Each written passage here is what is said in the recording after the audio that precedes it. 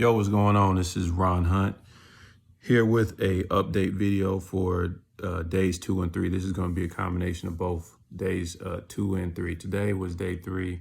Yesterday was day 2. So far so good still, man. There hasn't been anything that's occurred that has changed my perspective for Western Express. They gave us kind of like a schedule to let us know what all is going to happen each day during the orientation process.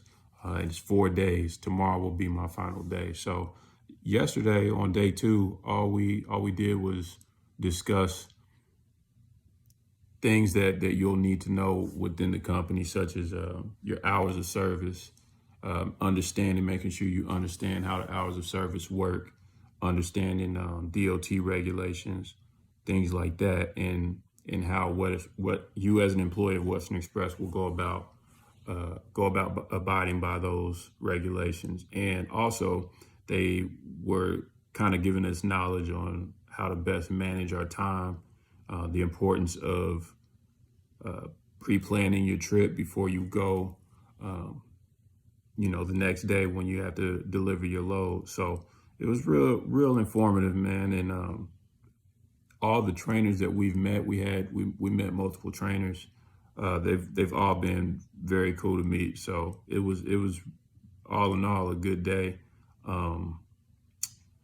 We went over the pre-trip. They showed us exactly how to go over the pre-trip as a Western Express employee, which was very helpful, because when you do a pre-trip or learn a pre-trip just to get your CDL, they specifically teach you how to do a pre-trip to pass the test to get your CDL. They don't really go into depth of all you really need to be looking for, at least the school that I went to.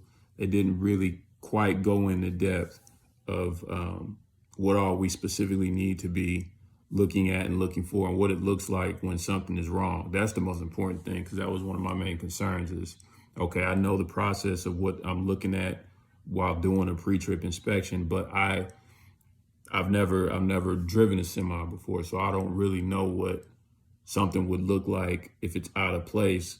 So for instance, one of the instructors had us look at one of the dual wheels, specifically on the drive shaft, and I'm sorry, not the drive shaft. Or maybe the drive shaft. I'm sorry, I may be wrong about that. But he had us look at one of the dual wheels, and he was asking us, what do we see that's out of place about it? And again, me being new to the industry, I wasn't really able to identify it without him giving a hint or helping us out. So it was real good just to kind of get that experience and kind of have something additional in my mind to know what to look for and to keep an eye out for. So all in all, that was a good day. Day 3, which was today, involved additional paperwork, because by this time my drug test came back. So I am officially an employee with Western Express. And so we just had to do additional paperwork and specifically get knowledge on the unit that I'm going to be in, which is delivering flatbed loads. So we got to get a little bit of an understanding of load securement, the importance of load securement, and what things that we would need to do. Keep in mind, again, following DOT regulations, things of that nature. And tomorrow we'll be coming back in for additional information about that. What else did we cover?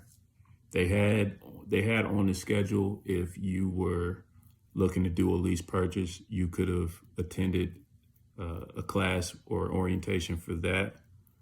I didn't sign up for a lease purchase right now, so I didn't go to that.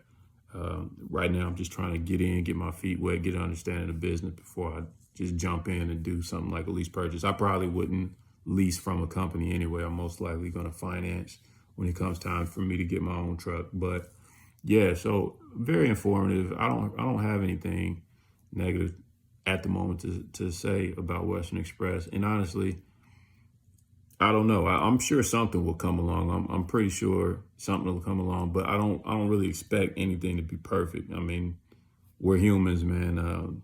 And I leave some room for human error somewhere. I just don't want it to be, so horrible that I feel like I don't want to work for the company anymore. But another thing that I seen on a YouTube video that I ended up finding out wasn't the case is that I seen a video where a gentleman said that his employment at Western Express as a new employee was a contract. And that may be the case for a specific division, but for me in flatbed, that's not the case. I'm not under any type of time contract or any obligation to stay with Western Express if I choose not to, and neither are they. If they decide they no longer want me as an employee, they can let me go.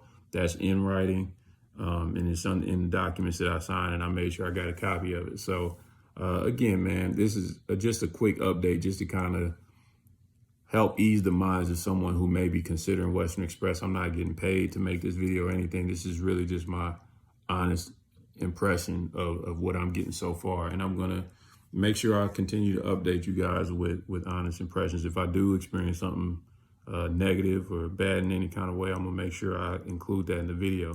But all in all, it's really just to kind of give you an update that your experience may not be the same as someone else's. So just make sure you take someone else's experience with an open mind that yours may be different. So that's it, man. I'll catch y'all. I'll give y'all another update when I go through day 4 tomorrow. And I'm excited about that because after that, headed home to the wife and my daughter. So I'll get to see them. But I'll catch up with y'all later. Yeah.